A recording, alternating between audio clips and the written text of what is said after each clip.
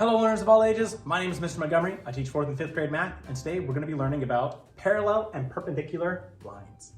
Now when it comes to parallel and perpendicular, well, there's three classifications of when lines are interacting with each other on the same plane.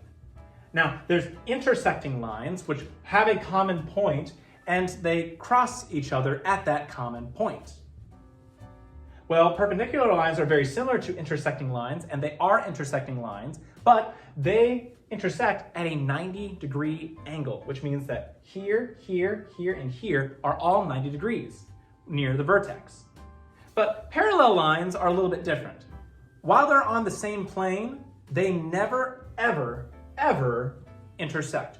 They're always kind of like that interstate system where they're next to each other, they don't really curve, but they're next to each other. They have that median in the middle that keeps the cars from running into each other. Perpendicular and intersecting lines are kind of like the intersections of different types of cities. Intersecting, it doesn't matter what the angle is as long as they are crossing and they have that vertex or common crossing point. But perpendicular lines are very much like a city grid where they're almost all at 90 degrees. So let's do a couple of practices. I have two lines right here. It says the lines are blank because they never cross each other. Would that be intersecting lines, perpendicular lines, or parallel lines? Yeah, it's parallel lines. All right, moving on to the next one. These lines are blank because they cross each other.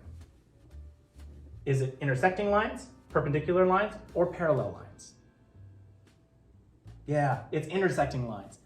And the last one. These lines are blank because they form right angles when they cross each other. Would that be intersecting lines, perpendicular lines, or parallel lines? That'd be perpendicular lines, that's correct. Even though it only has one 90-degree angle sign, if one of these is 90 degrees, well, that means that this is also 90 degrees, that's also 90 degrees, and that's also 90 degrees. All right, my 4th grade friends, if we take a look at page 267 of our workbook, you will see we'll be doing practice problems 1, 2, and 3.